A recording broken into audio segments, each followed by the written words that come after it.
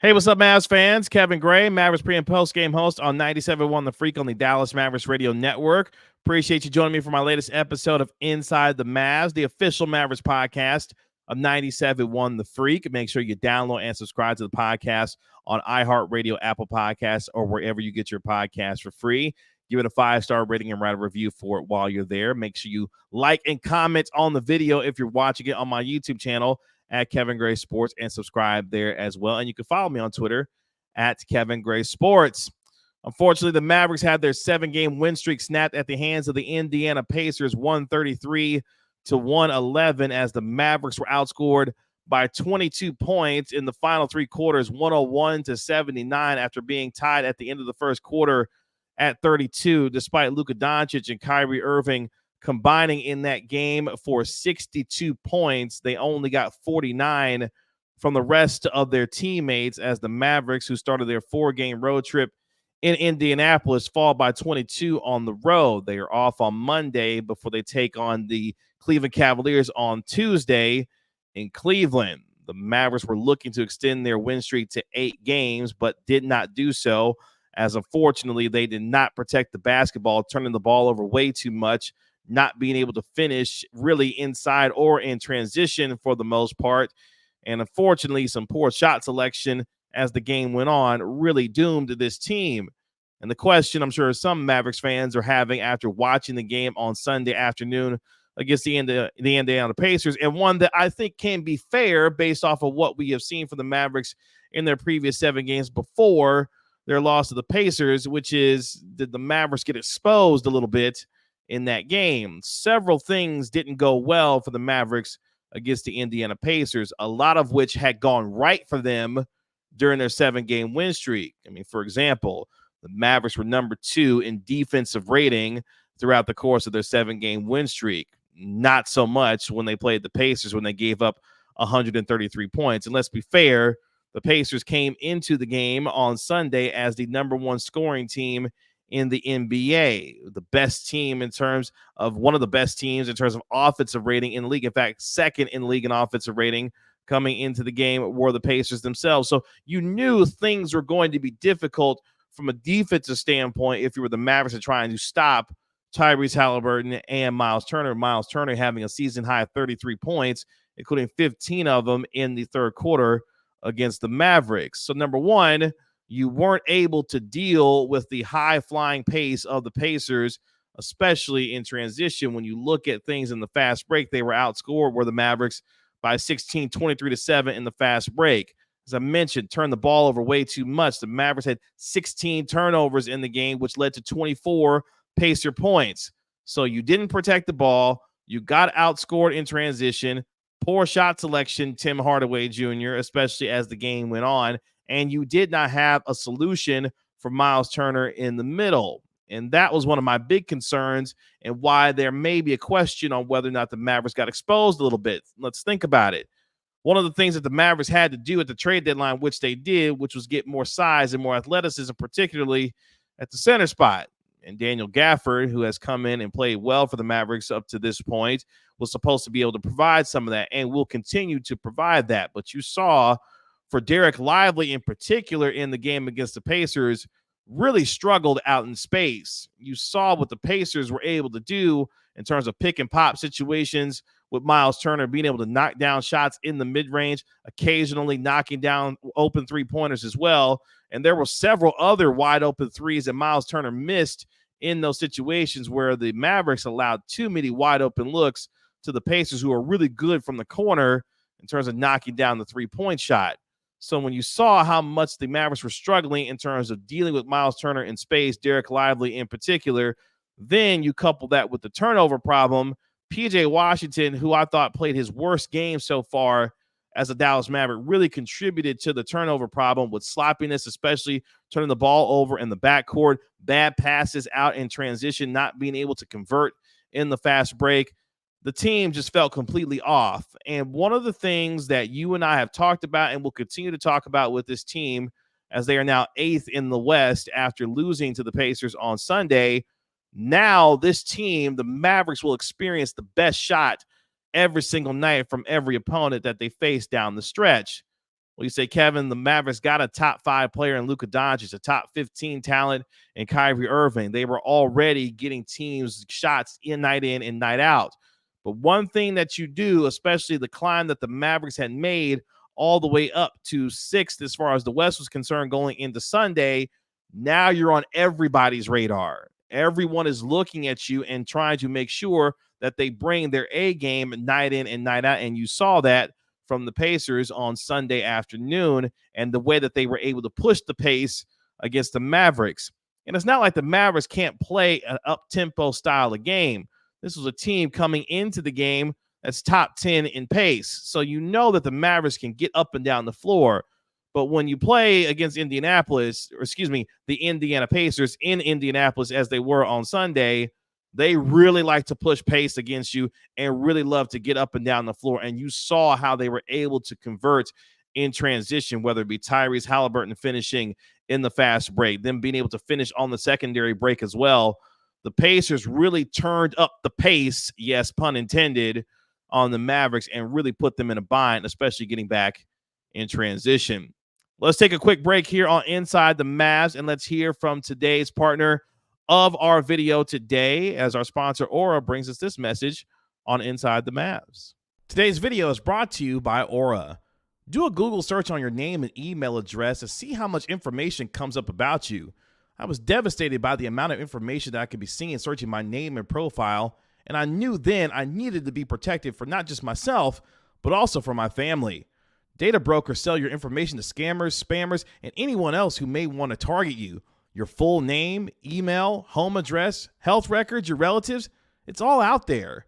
That's why I've been using Aura, the sponsor of today's video. Aura shows me which data brokers are selling my information and automatically submits opt-out requests for me. Cleaning up my information not only helps reduce the amount of spam I get, but it protects me from hackers who could use this information to help them access my social media accounts, bank accounts, and other sensitive information. Aura also does so much more to protect me and my family from online threats that I can't see. It's really easy to set up, so I don't have to download several different apps to get things like antivirus, VPN, password management, parental controls, identity theft insurance, and more. I get everything at one affordable price. You may already have one of these tools already, but not having Aura is like locking the front door and leaving the back door wide open. Aura is always on, doing the hard work to protect me and my family so I can focus on other tasks with peace of mind. I value my privacy and I value yours. You can go to aura.com/Kevin Gray to start your 2-week free trial.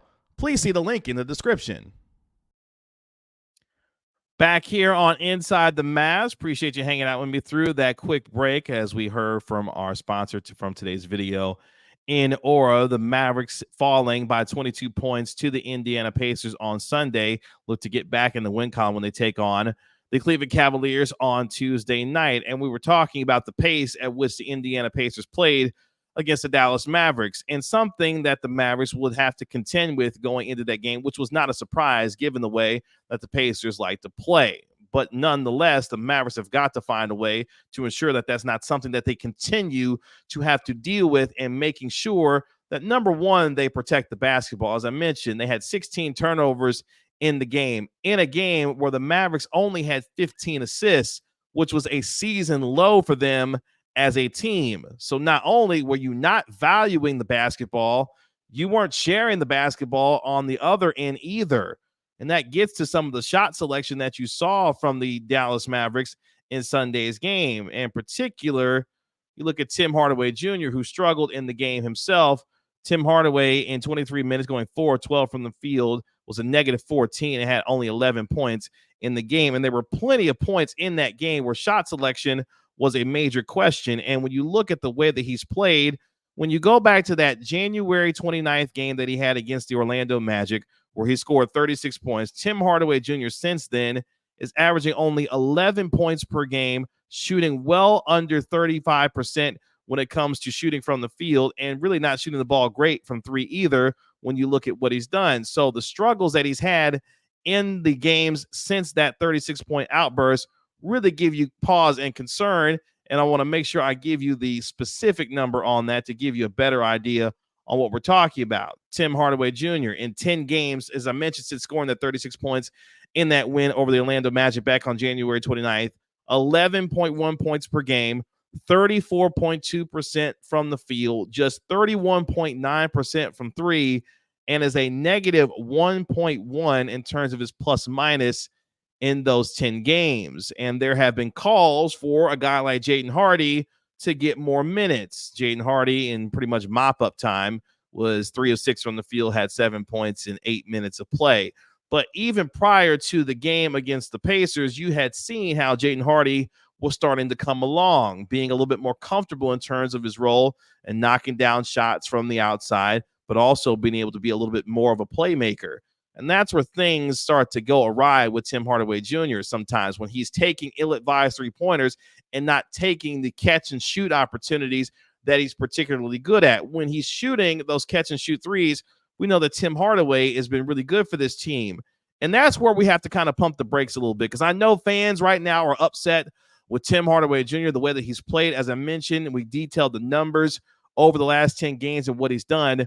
But what you're going to need down the stretch is a Tim Hardaway that was a guy that was a sixth man of the year candidate during the early part of the year. My point being, you're going to need THJ down the stretch in order to win and get to where you want to go and being in the top six. So right now, the THJ experience that we're experiencing isn't necessarily the good version. And I think that's what, for Mavericks fans who have watched this team, who cover this team, and experienced what they have seen from the Mavericks over the last few years with Hardaway on this squad, is the up and down, uneven nature with his play. He's a streaky shooter. When Tim Hardaway is on, he's one of the best knockdown three-point shooters in the league today. But at the same time, when he's off, things go awry for this team, and you have seen, unfortunately, the bad part of the THJ experience over the last 10 games. He will obviously need to come out of this slump to really be a part of this team. And when you look at some of the numbers, you say, Kevin, you detailed the last 10 games.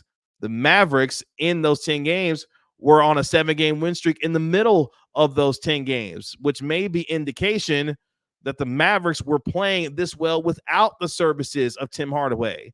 To which I say, factually, yeah, you're right. But at the same time, if this team wants to have the kind of depth that we've lauded for them since they've acquired P.J. Washington and Daniel Gafford, Tim Hardaway Jr. has got to be solid off the bench for them and being able to be that 17, 18, 19 point a guy a night for this team to ultimately be successful. So right now we're on the downs turn of the Tim Hardaway Jr. roller coaster, not something that you and I want to be riding on particularly right now, but that's where we are. And hopefully he will start to come out of some of that as the rest of the season goes on, because down the stretch, they're going to need his ability to shoot from three off the bench and be able to provide you instant offense as a part of that second unit. Now, you look back at the game against the Pacers, the Mavericks were able to pull it within 4 at the beginning of the fourth quarter, where Kyrie Irving went on a personal 9-0 run to get it within 4, but the Pacers went on a 20-4 run to open up a 20-point lead with about 4:15 left in the fourth quarter, and it was pretty much over from there, obviously. It took too long for Kyrie Irving to get going. He got them back into the game, but it was a little too late. Luka Doncic, who had his 33 points, was able to help keep the Mavericks in it as the game went on, but the Mavericks were just simply not able to deal with what the Pacers were doing, not only from a breakneck pace standpoint, not being able to handle Myles Turner in the middle, but just too many wide open looks for the Pacers to be able to knock down, especially as the game went on from 3, and that's where they really started to put it away in the fourth quarter. So did the Mavericks necessarily get exposed? I don't necessarily think so. When you look at some of the concerns that this team has had throughout the course of the year, what have you and I been constantly talking about? Can the Mavericks play average defense to be able to put themselves in position to be in the top 6, possibly the top 5 of the West by the time we got to year's end? They did not play that kind of defense against the Indiana Pacers on Sunday, but prior to that, they had been doing so. We mentioned it a little bit earlier, the way that they had been playing on the defensive end. We know that the offense will not be a problem for this team. The question will be offensively, as we have looked at it now. Can P.J. Washington be much better from the three-point line? You saw the difficulty that he had against Indiana. My man went 1 of 6 in 30 minutes, was 0 of 3 from downtown. only had 2 points and was a negative 17. But most importantly, he had 4 turnovers, not being able to finish with good, crisp passing in transition, being a guy that turned the ball over in the backcourt, which led to an easy Pascal Siakam basket early on in the game. Washington has got to be able to come along on the offensive end. Defensively, he continues to display activity. He had a couple of steals in the game, and prior to the game against Indiana, my man had a defensive rating of just a shade under 96. So you've seen the length, the athleticism, the defensive intensity and effort that he's brought. But now he's got to balance some of that out with his ability to knock down shots from the outside, because he's going to continue to get wide open looks, especially from the corners, where you've seen a guy like Josh Green, who is shooting the ball with a lot of confidence right now, really be taking advantage of those opportunities when he's had the ability to do so. Josh Green in the game in 32 minutes went 6 of 8 from the field, was 2 of 3 from downtown, had 14 points, 5 rebounds as well. A lot of activity from Josh Green throughout the course of that game. But Washington, if he's going to continue to be in the starting lineup alongside with Green and Derek Lively, Luka, and Kyrie, Washington really has to provide that knockdown shooting and improve on that to really make teams pay for leaving him wide open. We talk about it all the time when it comes to Luka Doncic and Kyrie Irving. They're going to be able to create for themselves and for their teammates. It's going to be up to their teammates to knock down open threes and to do so at a consistent rate. PJ Washington so far has just simply not been able to do that at the kind of rate that you've wanted him to. And if he does start to do that, that yet adds yet another dimension to this offense that the Mavericks desperately need when it comes to another guy being able to knock down shots from the outside. So for the Mavericks, as they move forward now, taking on a Cleveland Cavalier team that's been one of the best in the Eastern Conference, has a superstar and a guy in Donovan Mitchell, the Mavericks will need to regroup. And look, I want to touch on Derek Lively for a second here as well. You saw Derek Lively struggle out in space. Myles Turner really beat them up in pick and pop situations. His ability to knock down mid-range jumpers really got after the Mavericks, both really Derek Lively and Daniel Gafford. When you look at what Derek Lively has been doing, he's been sensational so far in his rookie year. Hopefully you're not seeing him hit a potential rookie wall here, because he's going to be dealing with some of the best centers in the league. When you start looking at guys like Jared Allen, you saw what Myles Turner was able to do, and then just taking it simply to the Western Conference, obviously dealing with a Karl Anthony Towns and a Rudy Gobert, dealing with a Nikola Jokic, dealing with some of the best centers and big men in the game. Lively will have to continue to come along and be able to close out better in space, because you saw how they picked on him, having him show and recover, and he did not show the recovery that he needed to, especially trying to get out on a guy, Myles Turner, who can knock down shots from the outside. And you saw how he was able to make them pay time and time again, whether it be in the mid-range or occasionally from the three-point line. So for Derek Lively, he's got to be much better in closing out in space. He has the athleticism and the quickness to be able to do so. Now it's about reading and recognizing those situations, especially when you're dealing with the kinds of shooters that are guys like those big men that can knock down shots from all over the spots on the floor. Myles Turner being one of those guys that particularly can knock down shots from a variety of spots on the floor. So going forward for the rest of the year, that's something that Derek Lively has got to improve on, but you're hoping that he's not hitting that particular rookie wall, where in the game against the Pacers, he went 2 of 3, only played 14 minutes, had 4 points, was a +9 when he was in there, but only had 3 rebounds in the game. You got to have a lot more activity if you're going to be Derek Lively on the floor in those situations based off of what they were trying to do. Now for the Mavericks, though, you look at what they've got to improve on in terms of what they did not do well defensively. We've talked about the Tim Hardaway Jr. issue a little bit.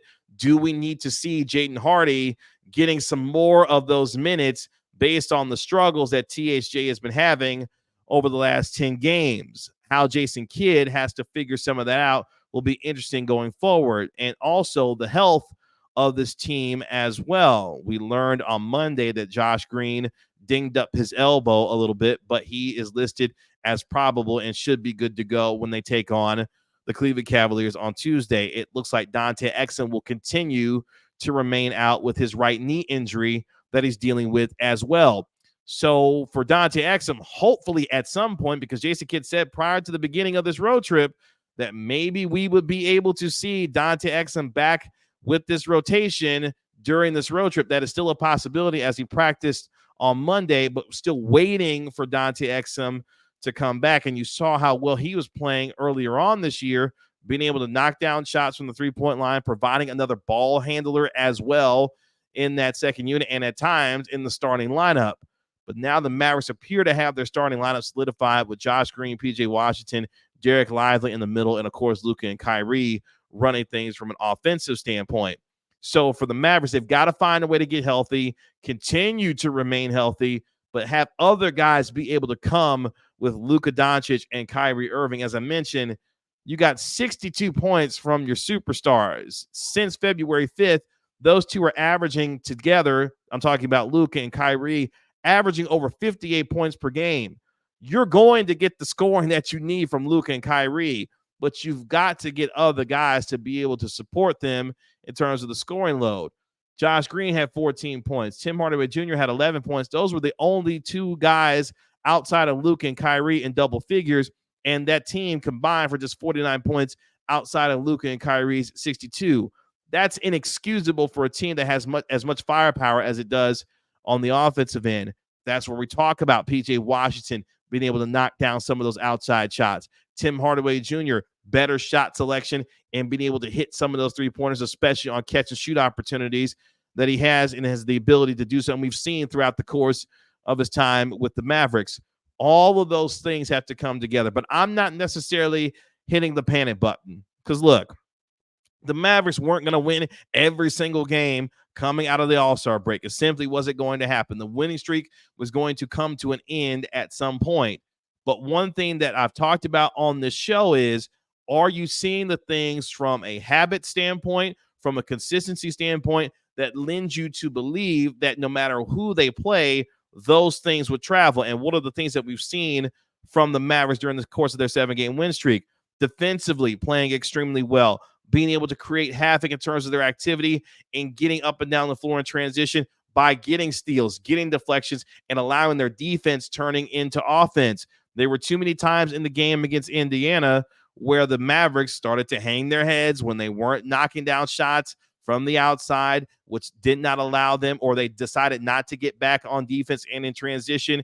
And against the Pacers, you simply cannot do that against them. It's a team that loves to get out on the break and punish you in transition, and that's exactly what the Pacers did time and time again in the game on Sunday. Those things we had started to alleviate from the conversation when it came to the Mavericks, but you saw that kind of creep up against the Pacers on Sunday. So for the Mavericks, get back to cleaning up the turnover issue that you had against the Pacers, because the Mavericks coming into the game on Sunday, one of the best teams in the NBA in protecting the basketball. They have been a team that has limited the turnovers, only averaging around 13 turnovers a game so far this year. One of the best in the NBA. In fact, top 5 in the NBA so far this year. You were not able to do that against the Pacers. Not only that, you got crushed in transition. That cannot happen, and you've got to sprint back on the other end to deal with another team's pace, the way that the Pacers were able to do so. But most importantly, you've got to have better shot selection down the stretch. You've got to have PJ Washington start knocking down outside shots to create extra pressure on opposing defenses. And most importantly, other guys have got to support Luka and Kyrie from a scoring standpoint, because the load that the two of them are going to have to continue to shoulder for the rest of the year is going to be an immense one. And as much as Kyrie was able to get them back into the game in the fourth quarter, having them down by just 4 points, where you thought the momentum of the game started to swing toward the Mavericks by the way that Kyrie Irving had pushed them with that personal 9-0 run, they were not able to sustain it as the Pacers were able to really take it to them, knocking down shots. Again, some of those buckets that the Pacers had came off of turnovers, off of poor shot selection that led to three-pointers and open ones for the Pacers. So there's a lot to clean up from that game, And Jason Kidd talked about it after the game as well. When Kyrie Irving is going, especially the way that he was in the fourth quarter, you have got to continue to feed him, because we know that Kyrie is one of the best closers in the sport. And he was simply not given that opportunity because of poor decisions with the kinds of shots that the Mavericks were taking, particularly, as I mentioned earlier, with Tim Hardaway Jr. And that simply cannot be the case when you're trying to win a game where the Pacers were beating you in a number of different ways, especially in transition. So the Mavericks have got to work on some of those things. But like I said earlier, I'm not hitting the panic button for this Mavericks team. I'm not going overboard in terms of the reaction with Tim Hardaway Jr. The numbers are what they are, but he's going to have to be counted upon down the stretch, no matter how you may feel about him right now and the current state that he's playing with on this team. When we get deep into the rest of the regular season and into the postseason, he has got to be a factor for them the way that he was when he had a 40-point game, combining with Kyrie Irving for over 80 points in a win over the Pelicans. The 36-point game that I mentioned back at the end of January against the Orlando Magic, where the Mavs were able to win that game by 2 at home, and they needed every bit of those 36 points from Tim Hardaway Jr. Fans are upset. I get it. I'm a low-key upset about it as well with the way that he's playing, but he's got to find it and be able to get us back on the positive side of the THJ experience, because right now we're simply on a downturn for him at this particular point. But the Mavericks right now, as it stands, a team that's 33-24, 15-11 away from the American Airlines Center, continues their road trip on Tuesday when they take on the Cleveland Cavaliers, and a chance to bounce back against a really good team. We talked about it going into their post-All-Star break schedule. They've got the 10th easiest schedule in the league with their opponent's win percentage at .495. That doesn't mean, though, that you can play the kind of sloppy play that you had against the Pacers and think you're going to get away with it, because these teams are coming to deliver their best shot night in and night out, and teams who may not necessarily have much to play for are going to be looking to spoil some of those opportunities. Cleveland, obviously not one of those teams, because they've got a lot to play for in the Eastern Conference in terms of what they're trying to do to improve their seeding. But some of these other teams that you're going to be looking at down the stretch won't have much to play for. You've got to find the wins where you can have them. And last thing I'll say on this when it comes to the Mavericks too, they've done a really good job this year beating up on bad basketball teams or teams that have had guys that have been out. You looked at part of that 7-game win streak that they had. They beat up on a Philadelphia 76ers team that had no Joel Embiid. The Nets, not a very good team at all. The Knicks, when they were not having Julius Randle or Jalen Brunson, they had a lot of their main guys out. They were able to win on the road in New York. They beat, of course, a bad Wizards team. They beat a bad San Antonio Spurs team as well. We saw the 2 best wins that they had during that 7-game win streak when they beat up the Oklahoma City Thunder by 35. And then, of course, they opened up the All-Star break, post-All-Star break, I should say, by beating the Phoenix Suns. We know they're capable of beating good teams. Now they've got to do that down the stretch as well, because you saw how quickly things can shift and change in the Western Conference. The Mavericks came into the game on Sunday 6th in the West. They had a chance to get as high as 5, but they also, with their loss, dropped all the way to 8. That is the kind of movement that can happen by simply losing one game. That's why you've got to quickly put behind the loss that you had against the Indiana Pacers and quickly turn it around to hopefully beat the Cleveland Cavaliers, because a 2 or 3 game losing streak can have you going from a top 5 spot in the West maybe into the 8th or 9th spot in the West. That is how tight and how close things are in the Western Conference. Every single game matters down the stretch, obviously, but it's magnified that much more given the positioning of the Pelicans, of the Suns, of the Warriors, of the Lakers, of the Sacramento Kings as well. All of these teams, along with the Mavericks, fighting for position in the West. You simply cannot have games like you had against the Indiana Pacers and expect yourself to finish in the top 6 of the Western Conference. Again, that's the importance that I stress with a loss like this, and how quickly you've got to dismiss it and turn around and get back to winning, because we know how treacherous things are in the Western Conference and how treacherous they will continue to be for the rest of the regular season. But the Mavericks fall 133-111 on the road to the Pacers. They get back on the floor on Tuesday against the Cleveland Cavaliers, looking to start a new win streak as they are in the middle of their 4-game road trip. That'll do it for this episode of Inside the Mavs. Again, you can find me on Twitter at Kevin Gray Sports. You can also catch me every Mavericks game day pre and post game host duties on 97.1 The Freak on the Dallas Mavericks radio network. Make sure you like and comment on this video as well if you're watching it on my YouTube channel, or if you're listening to the podcast, download and subscribe to the podcast Inside the Mavs wherever you get your podcast for free. Give it a 5-star rating. Write a review for it while you're there. I really appreciate the latest ratings and comments that you're dropping in, not only on the YouTube channel for the videos, but also for the podcast as well. I see them. I appreciate you, and continue to drop those in there. It means a lot as we try to continue to bring up everything that we do for you here on Inside the Mavs. My name is Kevin Gray, Mavericks pre and post game host for 97.1 The Freak. This has been Inside the Mavs. I'll talk to you later. Peace.